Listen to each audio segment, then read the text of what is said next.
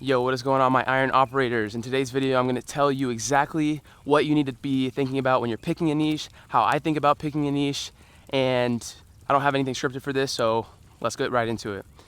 Picking a niche has been one of the hardest things for me to do in the beginning of this journey, and I'm going to hopefully shed some light on why it's so hard and kind of what you have to think about when you're picking a niche, because there's so many things of like, you want this niche to be perfect, and it's a great thought to have, like that is so right. But there's only one way to really get to the point where I'm at right now on what makes a good niche. And hopefully I can try to share some of this insight, some of this sauce. So the first thing is your TAM. So you want to make sure that your niche, there's enough of these people that you can reach out to. And if you're a beginner, you want to make sure you can reach out to them in one of these two ways: cold email or cold SMS.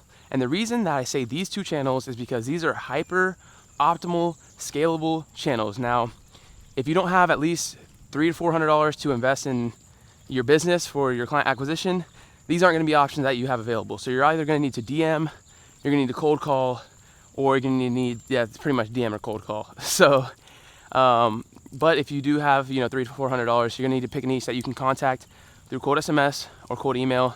Most of you guys watching me probably are going to want to do cold SMS because you're probably targeting local businesses from Google Maps scrape, and the phone number availability for mobile lines are going to be way higher. So if you want to pick a niche, make sure there's enough of them and make sure that they can be contacted reliably and at scale through either email or phone. That's the first thing. The second thing, and this is super fucking important, so pay attention right here, is that your niche can afford and profit on your service. This is something that we had to learn the hard way. We scaled up to 13 clients in a photographer niche, and we still have a lot of these clients today. But we had to make our offers so fucking cheap to the relations, like the value of what we would provide. We just were forced to make our offers so cheap because their businesses were so shit. Like, if you pick a niche with a shit model, you have a shit model. So just get that straight real quick. These guys, LTV on their clients was somewhere between 800 to 1300. And, like, what is that? Their first ticket was probably like 300 to 400. So how can we charge what we want to charge if their business is just based off of volume, if their business just doesn't really have, the economics to support that? That was a lesson learned the hard way. But that's why we pivoted into home services like HVAC, plumbing, roofing, high ticket landscaping like hardscaping, remodelers. These guys, if you get them one job, it's literally, it could be in the tens of thousands, right? So compare those two niches. Of one of them, you get them a lead. That lead is worth so much more, and you're able to charge in proportionate to the value that you're able to provide because their customers are so much more valuable. And if you take away one thing from this video, make it be that little snippet right there. You need to pick a business model. These are your partners at the end of the day.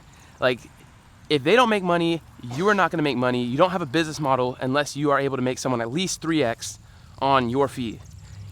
And if you sell leads, just make sure that their average ticket size can be around 1,500. That's the ballpark of what we look for and how we kind of disqualify the businesses that we get on the call to work with.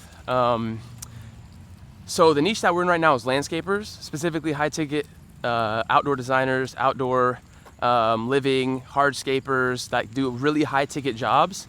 And they can make like 4,000 to 10,000 on one of these redesigns. So that's kind of the business that and it fits into all these boxes, right? But yeah, that's what you have to think about when you pick your niche, is there a lot of them? Do they have good business models? And can you actually help them? I think that's the main three. I could be missing something here. If I am missing anything, drop it in the comments. Join Iron Operators. This is just another module that we have in Iron Operators.